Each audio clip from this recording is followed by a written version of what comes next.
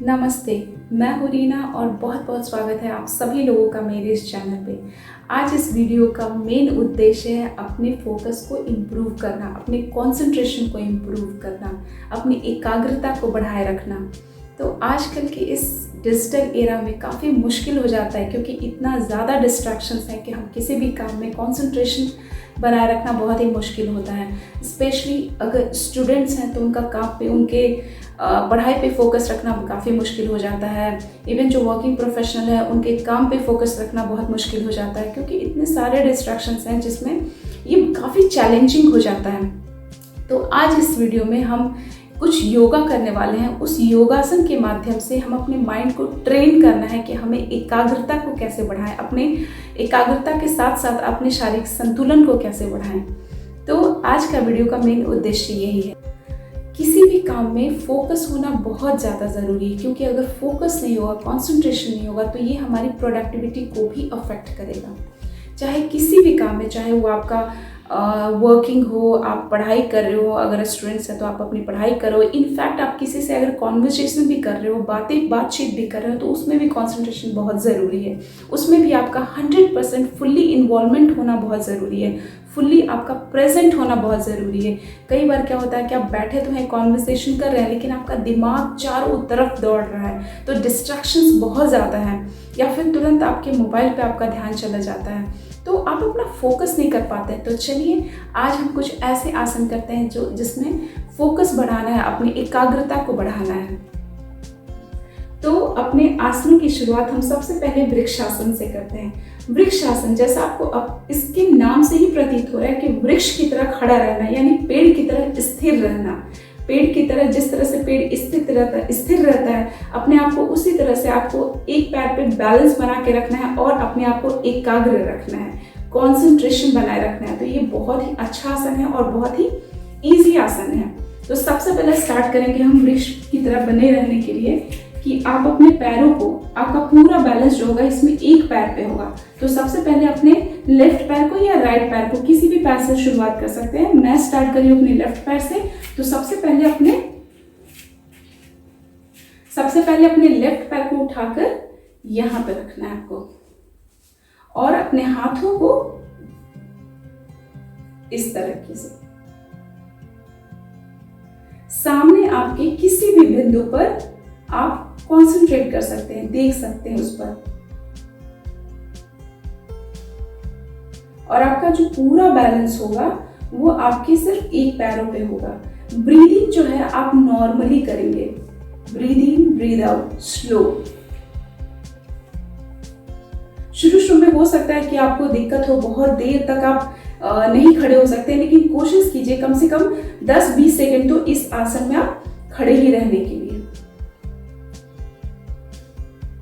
फिर आपका अगर बैलेंस बिगड़ रहा है तो आप वापस नॉर्मल पोजीशन में आ सकते हैं। तो हम इस पोजीशन को रिलीज करेंगे एक्सहेल करते हुए, एंड फिर इसी को हम वापस स्टार्ट करेंगे अपने दूसरे लेग से, क्योंकि आसनों का हमेशा जो है एक चक्र पूरा होना बहुत ज्यादा जरूरी है। तो लेफ्ट चक्र पूरा हो गया, अब हम राइट चक्र से करने वाले हैं। तो इसमें हम या तो आप, अगर आपके अगल बगल दीवार है तो आप उससे भी सपोर्ट ले सकते हैं, अगर बिना सपोर्ट के आप कर सकते हैं तो फिर ऐसे भी कर सकते हैं। एंड आपका हाथ जो है ऊपर ऐसे पर्वतासन की तरफ, किसी भी सामने दीवार पे एक बिंदु पर देखिए और कोशिश कीजिए कि इस पर एक टक लगाकर देखिए।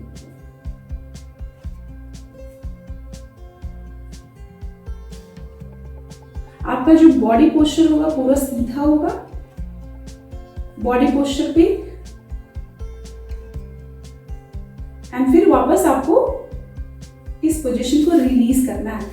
हो सकता है शुरू में आपके लिए थोड़ा सा ये डिफिकल्टी हो, तो आप एक और तरीका है जो इसका वेरिएशन है, जो थोड़ा सिंपल है, वो आप कर सकते हैं कि इस पैर को पूरा यहां तक ना उठाकर आप जस्ट यहां तक अपने घुटने के पास में उठा सकते हैं। तो आप इसको ऐसे भी कर सकते हैं और अपने हाथों को ऐसे।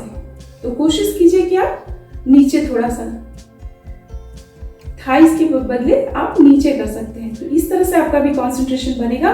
और ये दोनों पैरों से करना है, इसमें भी आपको दोनों पैरों से करना है ऐसे। और अगर ये भी मुश्किल हो रहा है तो एक और वेरिएशन जो आप कर सकते हैं, अपने पैरों को या तो ऐसे कर लीजिए, नहीं तो पीछे की तरफ। बहुत लोगों को क्या होता है कि आराम होता है ऐसे पीछे की तरफ ऐसे रखने के में, ऐसे। तो आप या तो ऐसे कर सकते हैं, नहीं तो ऐसे कर सकते हैं, ये भी आपके लिए। तो आप ऐसे भी कर सकते हैं। शुरुआत में ये बिगिनर्स लोग के लिए है, और धीरे धीरे आप जब आपका स्टैमिना जब डेवलप हो जाएगा, आप कंसंट्रेशन अच्छे से कर पा रहे हैं, आप अपने शरीर का बैलेंस पूरा बना पा रहे हैं एक पैर पे, तो फिर धीरे धीरे इसको कोशिश कीजिए ऊपर उठाने के लिए और एक वृक्ष की तरह खड़े रहने के लिए।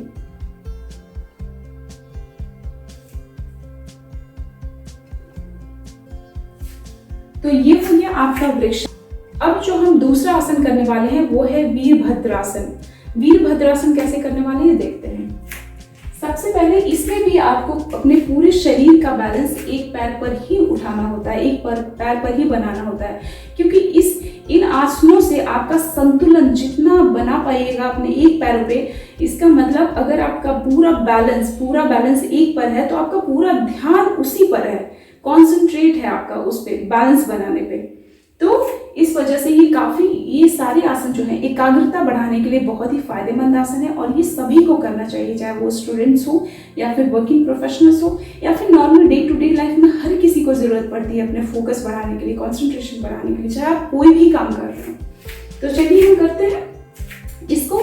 अपने कोई भी पैर से आप स्टार्ट कर सकते हैं, या तो लेफ्ट से स्टार्ट कीजिए, राइट से स्टार्ट कीजिए। बहुत लोग होते हैं आप राइट से कंफर्टेबल होते हैं स्टार्ट करने में, बहुत लोग कंफर्टेबल होते हैं लेफ्ट पैर। सबसे पहले हम लेफ्ट पैर को ऊपर उठाते हैं, फिर सेकंड बार जो अपने चक्र को पूरा करेंगे वो है राइट पैर से करेंगे। तो सबसे पहले स्टार्ट करते हैं अपने लेफ्ट पैर से।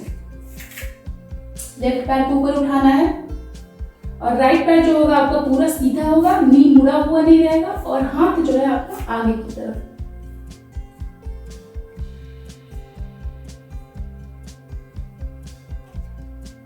इस पोजीशन में आपको कुछ सेकंड्स के लिए रहना है।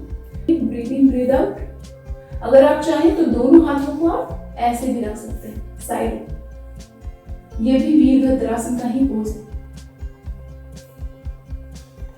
किसी भी तरह से आप कंसंट्रेशन बना के रख सकते हैं। शुरू में अगर आप बैलेंस नहीं बना पा रहे हैं तो अगर आपके बगल में वॉल है तो वॉल को पकड़ लीजिए, नहीं तो सिंपली आप बिना पकड़े भी कर सकते हैं। एंड फिर इसको रिलीज करना है इस पोजीशन को। फिर जो हम नेक्स्ट करने वाले हैं वो है अपने राइट पैर को ऊपर उठाने वाले हैं, क्योंकि कोई भी आसन का पूरा चक्र करना बहुत ज्यादा जरूरी है। तो राइट लेग को ऊपर उठाते हैं, अपने हाथों को आगे की तरफ।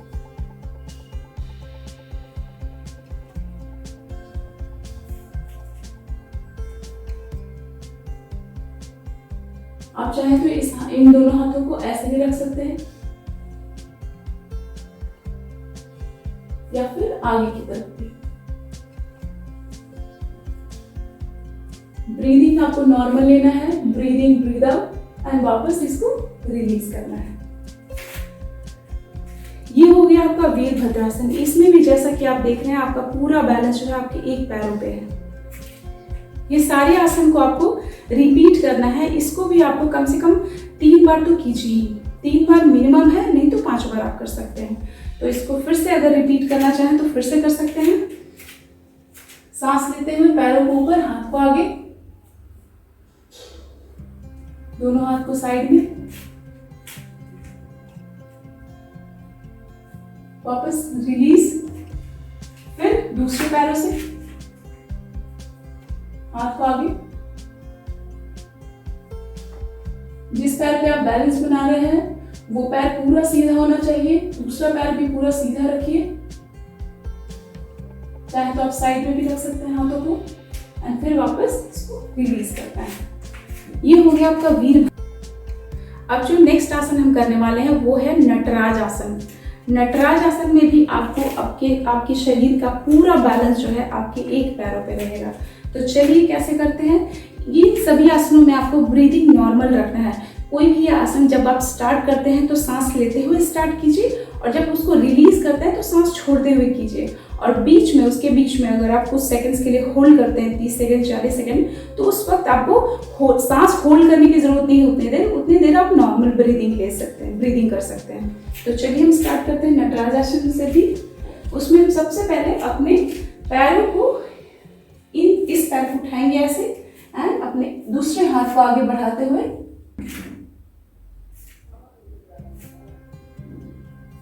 ब्रीदिंग आपका नॉर्मल रहना चाहिए, ब्रीदिंग ब्रीद आउट, एंड वापस इस पोजीशन को रिलीज करेंगे।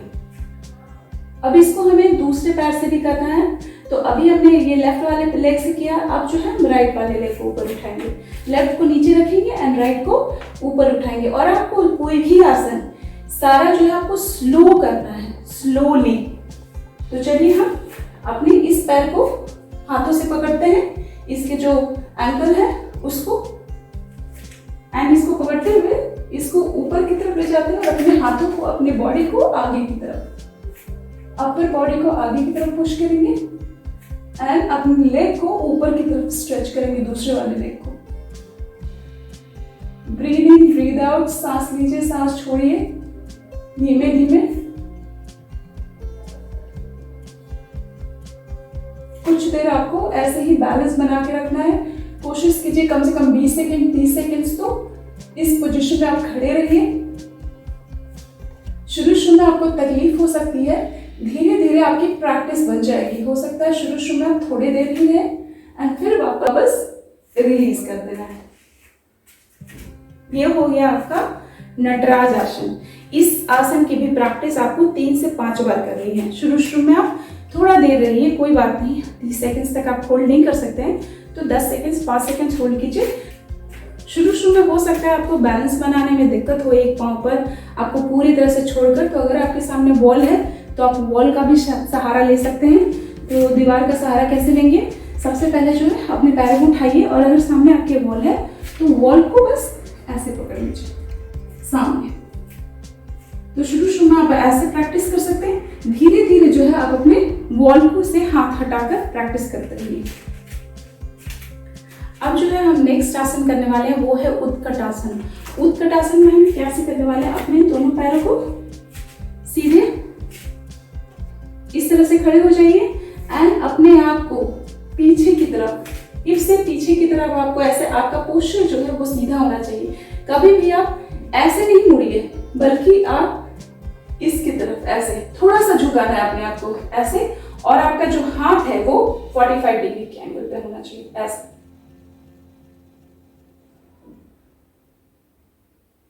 ब्रीदिंग ब्रीद आउट नॉर्मल कीजिए। थोड़े कुछ सेकंड्स के लिए इसी पोजीशन को होल्ड कीजिए। शुरू में आपको थोड़ी तकलीफ होगी, धीरे धीरे प्रैक्टिस बन जाएगी।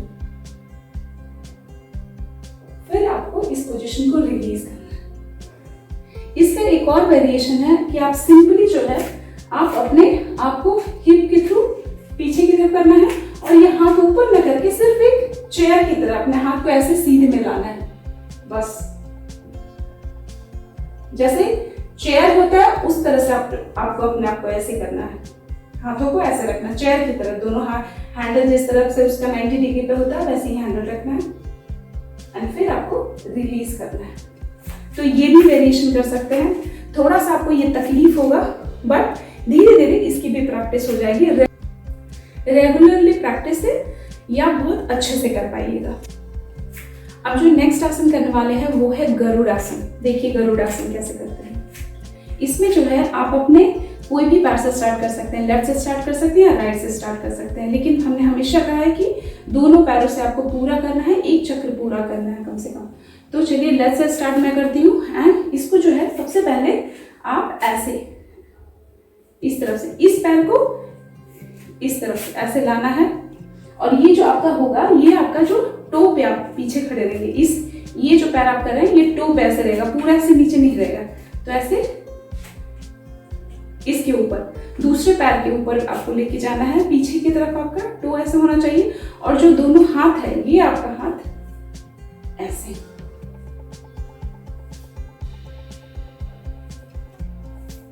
ये हो गया आपका गरुड़ पोज।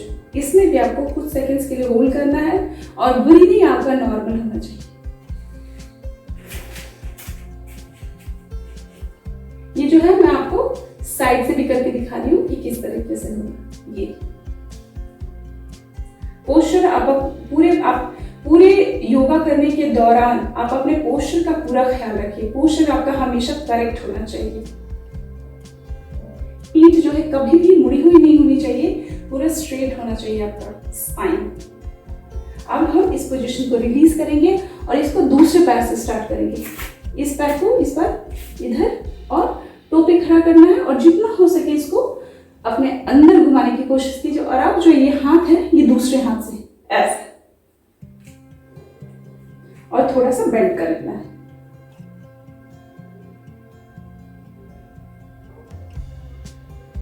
इस पोजीशन में भी आप कुछ सेकंड्स के लिए होल्ड कीजिए एंड फिर वापस इसको रिलीज कर दीजिए। इस आसन को भी आप कम से कम मिनिमम 3 बार प्रैक्टिस कीजिए, नहीं तो 5 बार। शुरुआत आपको धीरे करना है, स्लो करना है, देन धीरे धीरे आपको एडवांस लेवल पे करते जाना है। तो शुरुआत हमेशा स्लो कीजिए, इजी वे में कीजिए। तो अब जो नेक्स्ट आसन करने वाले हैं वो है अपने दोनों टो पे मुझे बैठना है। कैसे करके दिखाती हूँ। ये अपने पैरों के दोनों टोस पे आप करते हुए टोस को उठाइए एंड अपने आप को धीरे धीरे नीचे की तरफ बैठना है। पैर आपका ऐसे ही टाइट होना चाहिए। पोस्चर जो है आपका करेक्ट होना चाहिए। ये बिल्कुल भी ऐसे नहीं होना चाहिए, बल्कि ये जो है आपका पीठ सीधा होगा, स्पाइन सीधा होगा एंड आपको ये प्रणाम की मुद्रा में।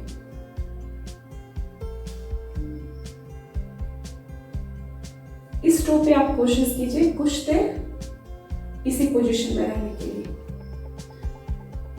10 या 20 सेकेंड से आप शुरुआत कर सकते हैं। धीरे धीरे 30 सेकेंड, 40 सेकेंड, 50 सेकेंड, इनफैक्ट आप 1 मिनट तक भी कर सकते हैं। ब्रीदिंग आपका नॉर्मल होगा। Breathe in, breathe out.